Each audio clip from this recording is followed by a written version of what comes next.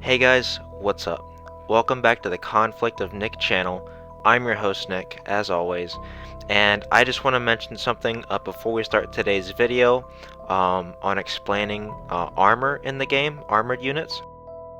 Um, I am feeling sick, very congested, and have like a headache and stuff, so if I sound a little bit quieter or if I just sound groggy in general, that's why. So I might not sound the same today, so hopefully that doesn't deter the quality of the video though. So why don't we hop right in? So just for today's video, I did start a new game. I'm doing a solo as the Philippines. Might be a series, might not. But I am going to use it for a purpose in the video today of explaining armor. So let's jump right into it. So its armor will be right behind infantry. There is 6 infantry units, and there's actually only 5 armor units. And technically, I would count 4 because one of them, being the amphibious combat vehicle, is a branch off of the AFV, but we'll get to that shortly. So, diving right into it, we have the first and foremost very basic armored vehicle. It is the combat recon vehicle. Now, it's one of the units that you can see here. It's on a ship.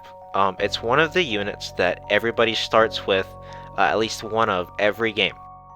You will at least get one of these, and it was going to consist of a recon and 2 motorized infantry. So at level 1, it's very good. It's very decent all-around armored unit. No armored units can conquer territory. That's something a lot of people might not know if you're new to the game.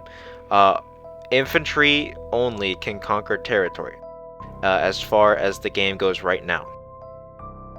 The Recon can be airlifted from level 1 because it's light. It's really good to get around. It's really easy to transport, and overall can move decently fast in most territories.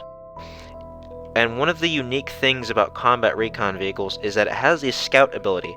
So, like special forces that I mentioned in the previous video, this recon vehicle can identify the exact composition and unit formation of an army. So it will be able to see exactly how much HP, what type of units, etc., of an enemy army in its view radius. Now keep in mind this is the view radius. So its sight range in all territories is going to be 40. In mountains, mountains boost units view range, so it will be 50 in mountains. So it's very good also because it can detect ground stealth, which means ground units with stealth can be detected by the recon vehicle. And one of the most important things is that this means that it can detect special forces, so that they don't sneak up on you. These are good to have around a lot, and they're very basic, they're very cheap. And they're pretty decent to have at the beginning of the game. You can have them in a stack late game. There's really nothing too bad about them. Going into the later recon vehicles, they do decent damage to infantry, solid damage to hard targets, and they can get a couple other bonuses as well. They can air assault, which means that they can air assault with units like airborne and special forces, which is really good in my opinion. They get NBC protection, can deploy armament, which would be elite swarm UAVs, which were just added. And overall, they're pretty solid on HP and do well in all terrain. There's no debuffs, no buffs either.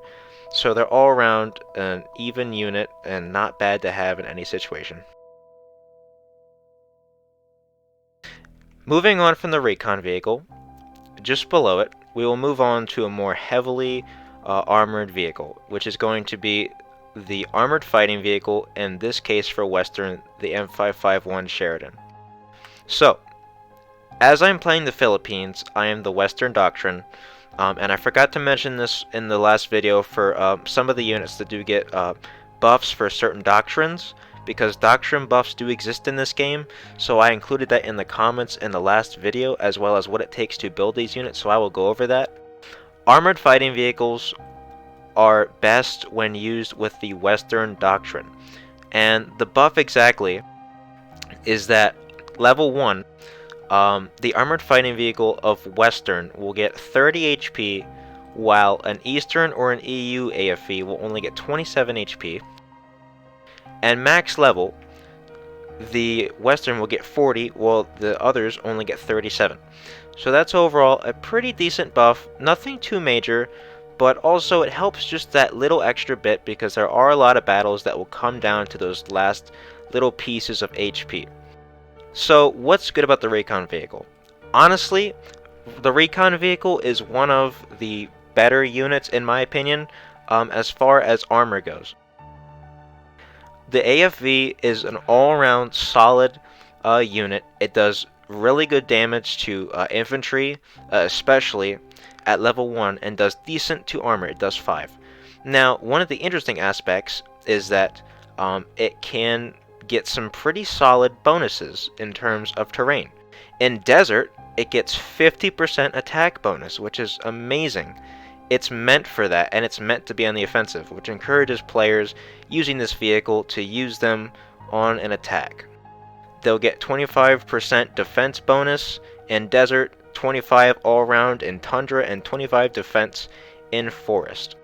Now, moving later in the armored fighting vehicles, these can be ferried by aircraft at approximately level 4 or tech level 2 when you get the M2 Bradley.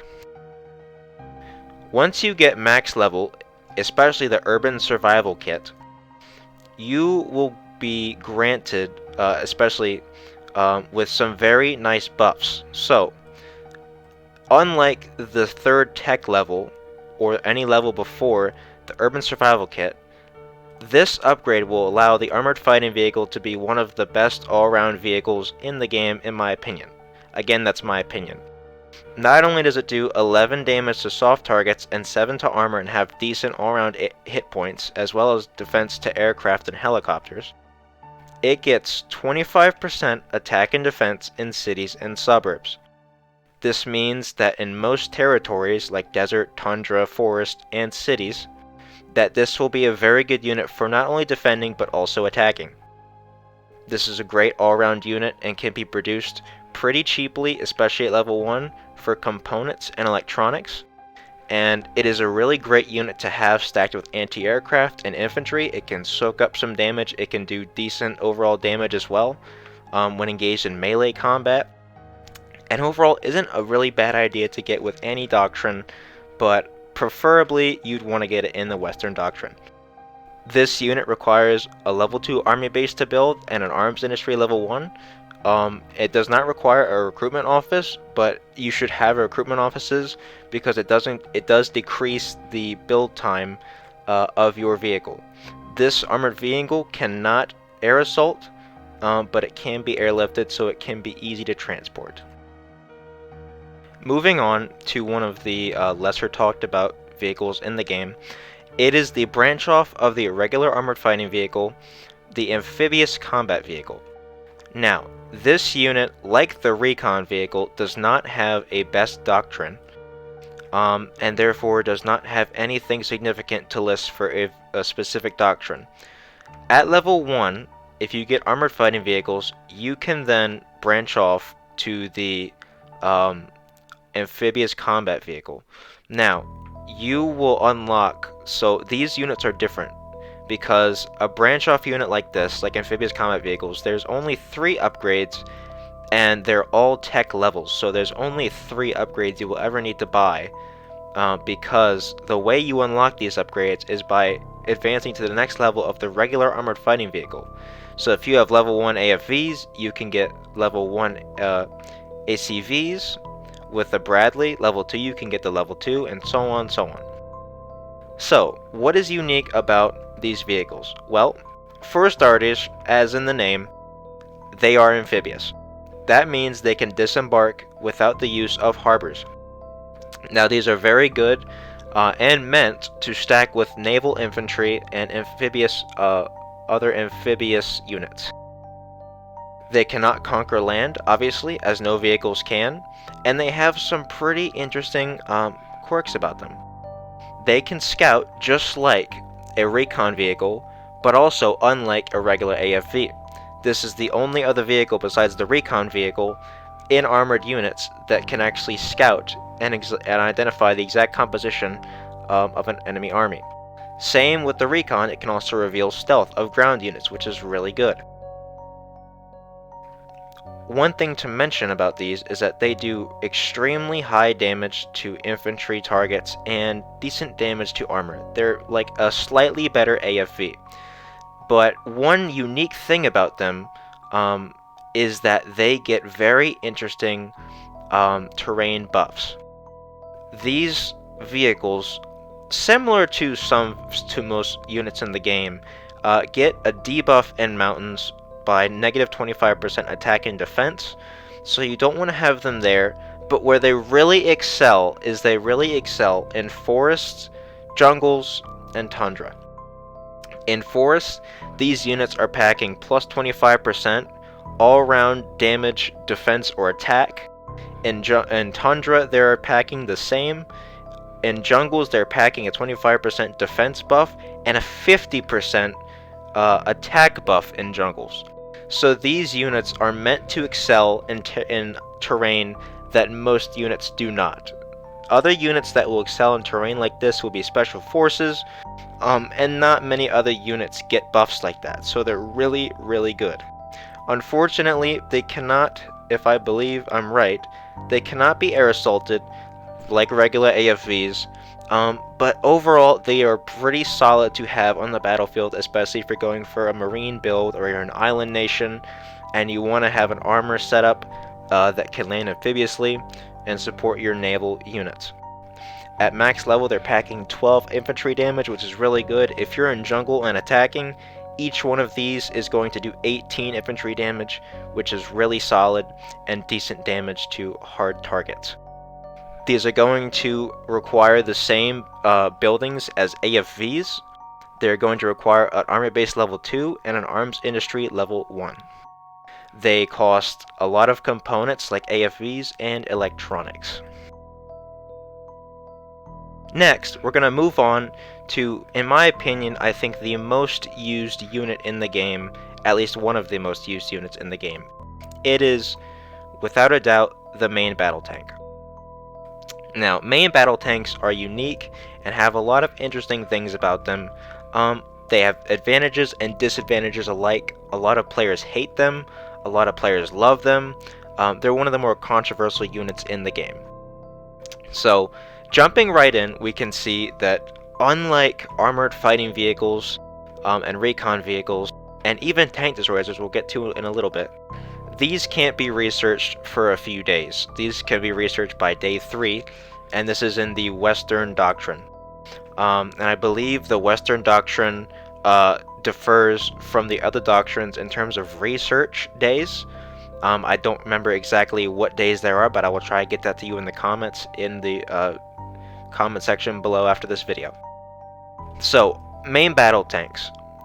Noting, firstly, they are really expensive. A level 1 main battle tank is going to cost 1,800 components and 800 electronics. It's going to require you to build the same as an AFV, an army base level 2, and an arms industry level 1. Main battle tanks in the Western Doctrine are packing 8 damage, 2 armor, and soft targets alike, defense or attack. There's no difference there.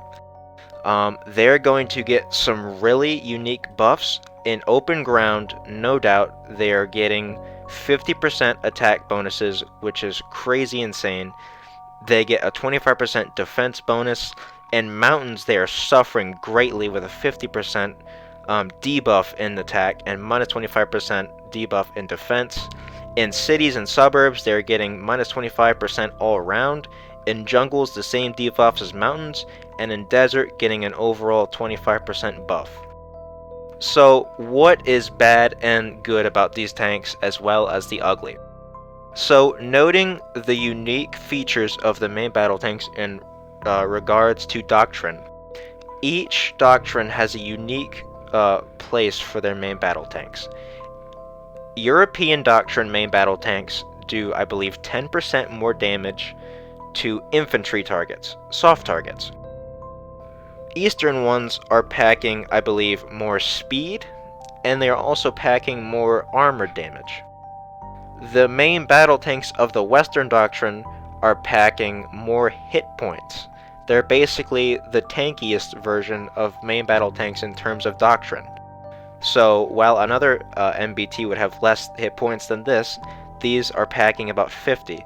And if we go to the Eastern Doctrine in my other game here that I have tabbed in, at max level, the main battle tank, the T-14 Armada, is getting 55 HP, and the main battle in the Western Doctrine is getting 61 hit points. So these are more tanky version of the main battle tanks. Now, one bad thing about main battle tanks that everybody loathes about them is that they can't be air ferried by jets until the 3rd tech level or level 6. This is one of the really big downfalls of main battle tanks. They're really expensive to research in terms of rare materials, and as well as expensive to build. One other bad thing is that not only are they slow, but overall they are very easy to counter.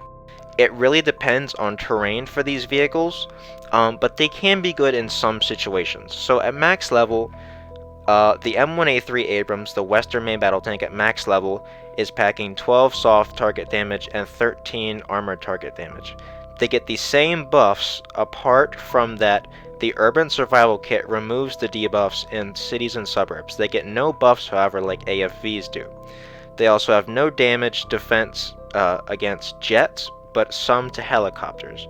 So overall, if you're going for a very tanky and melee-oriented build, or you're in a place like Africa where you know you're going to be in a lot of desert combat or open field combat, these might be the choice for you. They're good in some situations, but like I said, they're very controversial, very expensive, and the situations when they are good usually are not as big as when they are horrible. Moving on to the last armored unit, in Con, we are moving on to the M56 Scorpion, or aka the Tank Destroyer. Now, one interesting thing about the Tank Destroyers is that you don't really see them that often. In my Con career at least, I haven't seen them as much as most other units.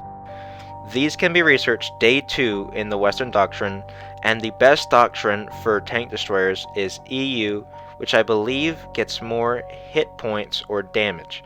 I'll include that in the comments for you. So, Tank Destroyers, in their name, are meant to counter hard targets. At level 1, they're packing 3 attack and defense to soft targets, and 11 attack and defense to armored vehicles. Now, they're pretty cheap. They're not terribly expensive, but they're also not too cheap. It's going to cost 1,250 components to build one of these at level 1, and 500 electronics. It's going to require a level 2 army base, as for most armored vehicles, and an arms industry level 1. The buffs in terrain are interesting for these because they have buffs that most other units do not. Obviously in mountains, they're getting an overall debuff of 25%, same in jungles and tundra. However, where Tank Destroyers really shine is in cities and suburbs. Attacking, they're getting 25% attack buff, and defending a 50% attack buff. So basically, with this 11 attack damage, they're pretty much packing about 16 to 17 damage when defending. So that is great if you're encountering an enemy that's going heavy armor. They have decent but very low HP, so they can really struggle, and they have no defense against any aircraft whatsoever.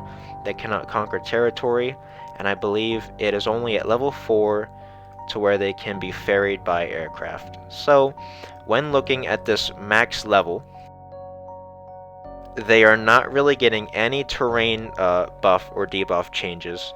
They're doing 15 damage to hard targets at max level. They can do 6 to infantry, and one really good thing about them that I think is really solid that most people don't remember, Tank Destroyers can air assault actually. So if you stack these with air assault units like Special Forces or Recons, they can actually do some pretty crazy work and some crazy stuff. If you land these guys in a city, they're gonna make city combat crazy, and you might be able to take some extremely important city locations if you use these along with other air assaulting units. So overall, they're about 1,700 to build max level and 800. And as I said before, the EU Doctrine gets the best tank destroyers, and I will include the buffs for you. They're packing about 35 hit points, and their sight range overall is 25. So these are an anti-tank weapon or anti-armor, to put it simply, and I would recommend them if you're fighting a lot of enemies in ground combat. Don't waste your time with these. If you're going for other armored vehicles, there are some ones that are better to go for in certain situations. These are very situational, like I said, but overall, not a bad unit. One of their biggest disadvantages, again, is that they can't defend or attack aircraft. So guys, this is going to do it for the explanation of armor in Conflict of Nations. This is the second video, which sequels the infantry explanations. So guys, I hope this helps somebody. Maybe somebody out there benefited from this a little bit. Again, I'm going to be explaining every unit. The next video will be support units, which I'm sure most people will want to hear about, because it's probably one of the most useful sections of units in the game. But I hope this helps somebody again. I hope people learn from this and can maybe find out something they didn't know, and maybe it might change your playstyle and help you win more games in the future. So guys, I hope you're enjoying this content. Leave a like if you want to, subscribe if you're enjoying the content and you like the channel, so you can see more. Comment if there's something I missed, if you have a question, if there's something you liked or you disliked about the video, and again, if you disliked it, you can feel free to leave a thumbs down. So guys, I hope you have a great day, and I'll catch you in the next video explaining support units. This has been Armor Explanation with Nick, and I will catch you guys in the next part. Have a beautiful day.